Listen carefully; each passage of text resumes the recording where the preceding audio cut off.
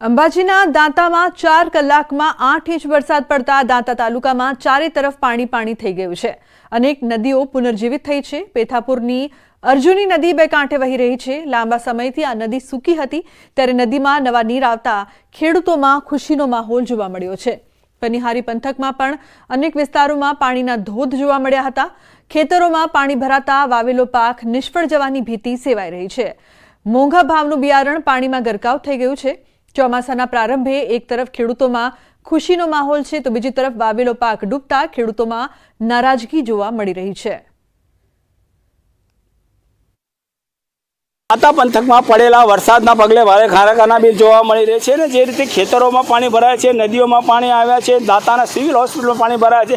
એટલું જ નહીં, આપણે બતાવવા માંગીશ કે અંબાજી દાંતાથી જે પાલનપુરનો માર્ગ છે એ માર્ગ આખો જે છે પાણીમાં ગરકાવ થયો છે। અને ચોક્કસપણે આપણે બતાવવા માંગીશ કે રોડ ઉપર છે, એ રોડ ઉપર હાઈવે માર્ગ છે, હાઈવે માર્ગ ઉપર પણ ઢીચણસમાં પાણી ભરાયેલા જોવા મળી રહ્યા છે। અનેક વાહનો જે છે, વાહનોને પણ અહીંયા ચાલવામાં ભારે મુશ્કેલીનો સામનો કરવો પડી રહ્યો છે। અને હાલ તબક્કે જે પાણી ન ઉતરે ત્યાં સુધી તમામ વાહનો આ રીતે મુશ્કેલી ભોગવી રહ્યા છે। અને રાહદારીઓ તો કોઈ દેખાતા જ નથી, પણ ચોક્કસપણે કહી શકાય છે કે જે વરસાદ છે એ વરસાદ જે 4 કલાકમાં 8 ઇંચ વરસાદ પડ્યો છે એ અનેક સ્થળોએ પાણી ભરાણા છે। નદી હોય, નાળા હોય, ખેતર હોય કે સિવિલ હોસ્પિટલ હોય, તમામમાં પાણી ભરાતા ભારે ખરાબી દાંતા તાલુકામાં સર્જી હોય તેવી રીતે લાગી રહ્યું છે। મહેન્દ્ર અગ્રવાલ, ન્યૂઝ 18 ગુજરાતી, દાંતા। તો પાલનપુરની વાત કરીએ તો સવારથી ધોધમાર વરસાદી માહોલ જામ્યો છે। 2 કલાકમાં 1.5 થી 2 ઇંચ વરસાદ વરસતા રસ્તાઓ પર નદીઓ વહેતી થઈ છે। પાલનપુરના ગઠામણ પાટિયા રોડ ઉપર પાણી ભરાયા હતા। 3 થી 4 ફૂટ જેટલા પાણી ભરાતા વાહન ચાલકો મુશ્કેલીમાં મુકાયા હતા। નગરપાલિકાની પ્રી મોન્સૂન કામગીરી માત્ર કાગળ ઉપર હોય તેવા દ્રશ્યો પણ સામે આવ્યા। ગઠામણ પાટિયાથી 10 થી વધુ ગામોને જોડતા માર્ગ ઉપર પાણી ભરાતા વિદ્યાર્થીઓના વાહનો તેમજ રાહદારીઓ અટવાયા। ગઠામણ પાટિયા પાલનપુર અમદાવાદને જોડતો હાઈવે માર્ગ છે। પાણી ભરાતા હાઈવે ઉપરથી પસાર થતા વાહનો તેમજ ગામડાઓમાંથી આવતા વાહનોને લઈને ટ્રાફિક સર્જાયું હતું।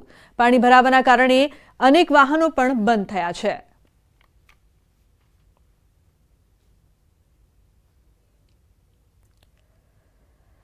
તો બનાસકાંઠાના પાલનપુરમાં 2 ઇંચ વરસાદમાં અનેક વિસ્તારોમાં પાણી ભરાયા છે। પાલનપુર સિવિલ હોસ્પિટલમાં પાણી ભરાતા દર્દીઓ પરેશાન થઈ રહ્યા છે।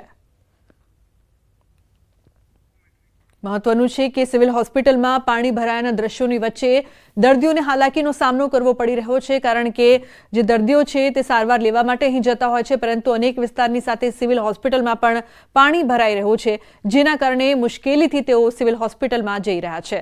ઉલ્લેખનીય છે કે સમગ્ર વિસ્તાર પાણી થયું છે। પાલનપુરમાં 2 ઇંચ વરસાદમાં જ પાણી જોવા મળી રહ્યું છે।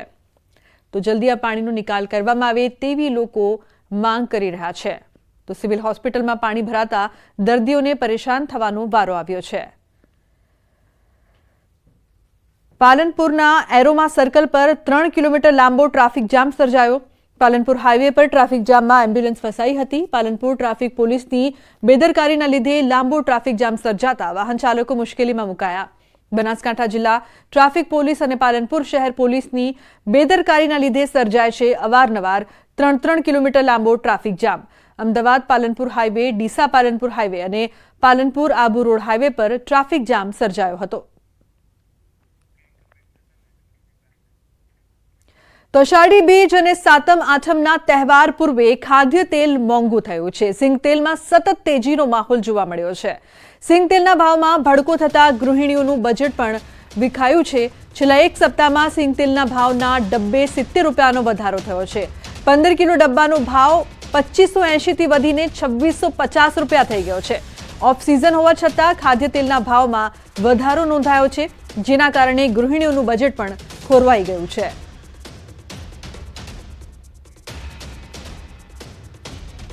તો અમદાવાદ કોંગ્રેસ ભવન ખાતે થયેલા પથ્થરમારાની ઘટનાને લઈને શક્તિસિંહની પ્રેસ કોન્ફરન્સ। ભાજપ ગુજરાતની પરંપરાને અસ્મિતાનું ખંડન કર્યું છે।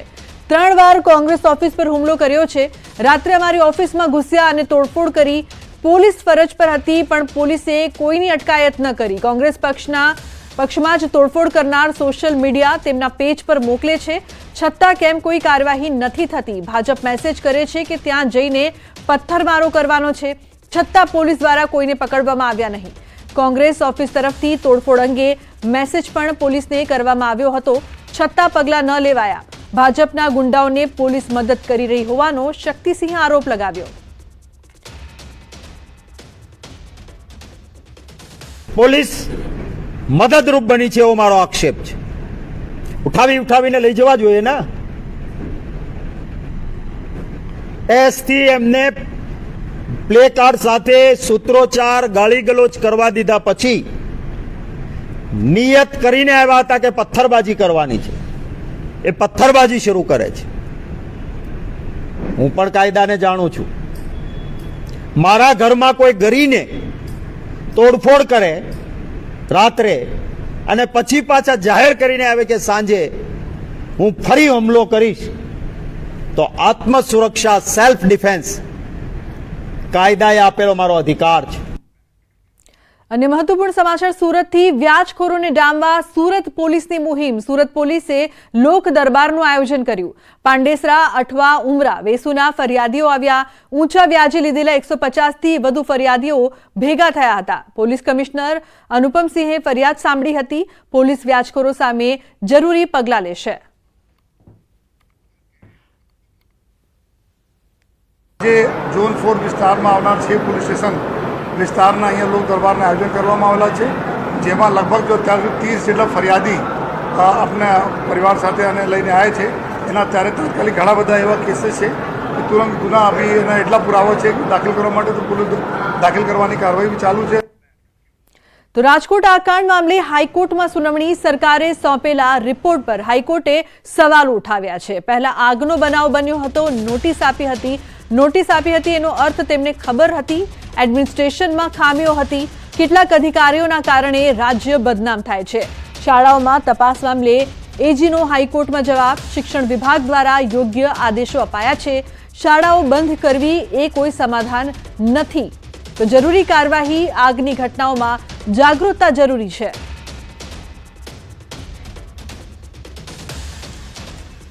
સૌથી અગત્યની ચર્ચા મ્યુનિસિપલ કમિશનરના રોલની થઈ કે મ્યુનિસિપલ કમિશનરે સેક્શન 260(2) નીચે ડેલિગેશન ઓફ પાવર આપે તો પણ તેમની અંગત જવાબદારી ખરી કે નહીં. આ મુદ્દે કોર્ટની એક વિશેષ ટિપ્પણી છે કે કોઈ પણ ડેલિગેશન પણ હોય તો પણ મ્યુનિસિપલ કમિશનર પોતાની મેઇન ઓથોરિટી તરીકેની જવાબદારીમાંથી છટકી ન શકે. તે બાબતનો વિગતવાર ખુલાસો પણ માંગવામાં આવ્યો છે.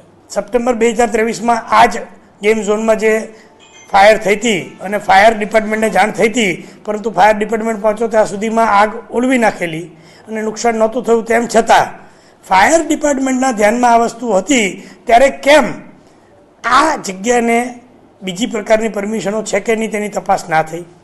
એક થોડી ઘણી નોટિસ ગઈ ડિમોલેશનની, શા માટે તેની પર કાર્યવાહી તે વખતે ન થઈ તેનો પણ ખુલાસો માંગવામાં આવ્યો છે. તો ગાંધીનગરના ભાટ ખાતે આવેલા જર્મન બંગલોઝમાં ભીષણ આગ લાગી હતી. આગ લાગતા ફાયર બ્રિગેડની 5 ગાડી ઘટના સ્થળે પહોંચી હતી. આગ પર કાબુ મેળવ્યો. આગમાં આદિત્ય આર્ય નામના વ્યક્તિનું મોત નીપજ્યું છે. તો આગ લાગવાથી ઘરનો માલ સામાન પણ બળીને રાખ થઈ ગયો હતો. બંગલાની કિંમત લગભગ 10